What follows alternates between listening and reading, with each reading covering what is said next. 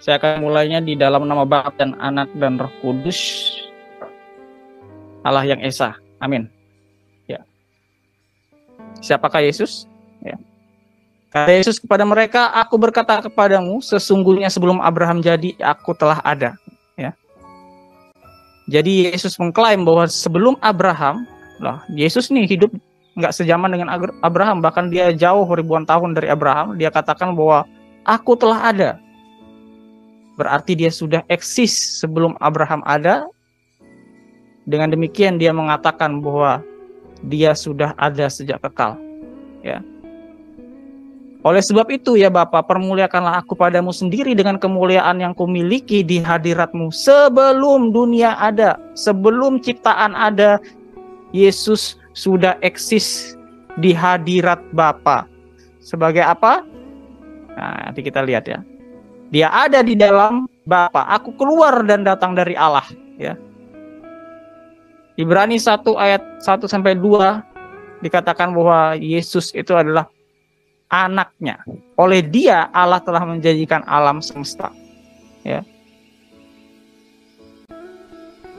1 ayat 3 di sana dikatakan apa di sana? Dia adalah cahaya kemuliaan Allah dan gambar wujud Allah dan menopang segala yang ada dengan firman-Nya yang penuh kekuasaan. Kalau kita lihat di sini ya, terjemahan lain, terjemahan lama, maka ialah menjadi cahaya kemuliaan Allah dan zat Allah yang zohir, yang kelihatan, ya. Zat itu adalah substansi atau hakikat, ya. Kita lihat terjemahan lain lagi nih ya, MILT. Dia yang merupakan pancaran kemuliaan dan gambar sempurna dari hakikatnya, dari zat Allah, ya. Terjemahan Selebar, dialah cahaya kemuliaan Allah, perwujudan yang sempurna dari zat Allah. Jadi Yesus itu adalah wujud yang sempurna dari zat Allah yang batin, dan dia adalah zat Allah yang zohir, yang kelihatan. Oke?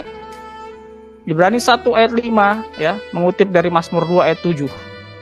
Karena kepada siapakah di antara malaikat-malaikat itu pernah ia katakan, anakku engkau telah kuperanakan pada hari ini, dan aku akan menjadi bapaknya dan ia akan menjadi anakku. Ya. Yesus disebut sebagai anak, anaknya yang tunggal, berarti dia satu-satunya anaknya yang tunggal. Ya. Firman itu adalah Allah, dan oleh firman itu segala sesuatu dijadikan oleh dia. Ya.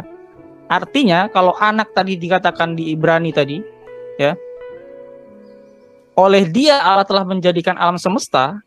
Di sini dikatakan, ya, bahwa logos itu yang menjadikan alam semesta. Maka istilah anak itu maksudnya adalah dia sebagai sang firman yang keluar dari Allah. Ya. Kenapa disebut sebagai anak? Karena dia ada di dalam Allah. Ya. Sebelumnya dia itu ada di dalam Allah. Ya. Dia ada di dalam Allah. Sesuatu yang ada di dalam disebut dikandung. Maka ketika dia keluar, maka ia disebut seperti seolah dia dilahirkan, ya. Bukan seperti seorang perempuan melahirkan maksudnya, tetapi dia dilahirkan. Sesuatu yang lahir disebut sebagai anak. Oleh sebab itu firman Allah itu disebut sebagai anak, dan anaknya yang tunggal, ya. Yohanes 1 ayat 1 sangat terkenal sekali ayat ini, ya.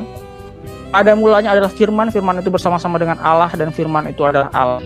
Dalam bahasa Yunani NRK en hologos kai hologos. Di sini ya. En prostonteon kai theos en hologos. Dan Allah lah firman itu, ya. Kai dan Allah lah hologos itu, ya. Dalam Haberit Hadasyah di sana dikatakan Bereshit Hayah. Wah, di sini unik nih, ada kata hayah di sini ya.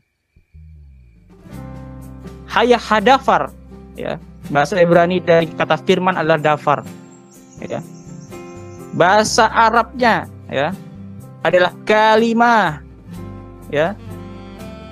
Bilbati kana kalimah wal kalimatu kana indallah wa kana kalimatullah, ya. Di dalam bahasa Aramaiknya disebut sebagai, sini diterjemahkan ya, bahasa Aramaik pesita Aramaik Syria ya. Ini di gereja Ortodoks Syria menggunakan bahasa Aramaik ya. Bereshit Itahua Belta ya. Ya.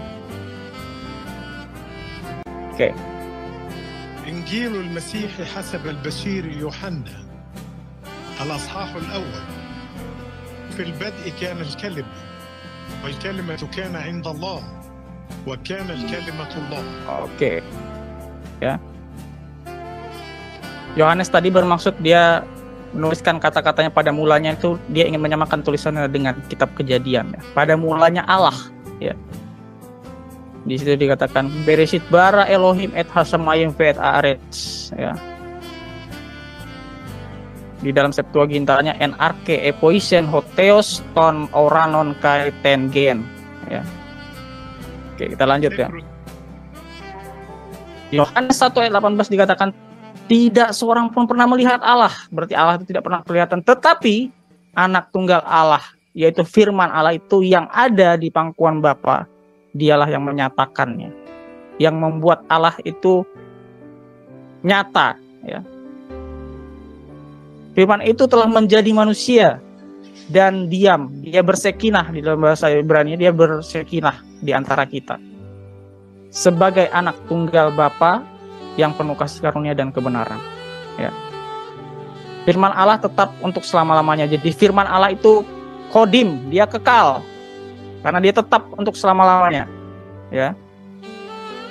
Demikianlah firmanku yang keluar dari mulutku, ia tidak akan kembali kepadaku dengan sia-sia, tetapi ia akan melaksanakan apa yang ku kehendaki, apa yang menjadi kodrat dan irodatku, dan akan berhasil dalam apa yang kusuruhkan kepadanya. Jadi firman Allah ini bisa diutus ternyata, saudara-saudara ya. Jadi kalau kita katakan Yesus itu utusan, yes.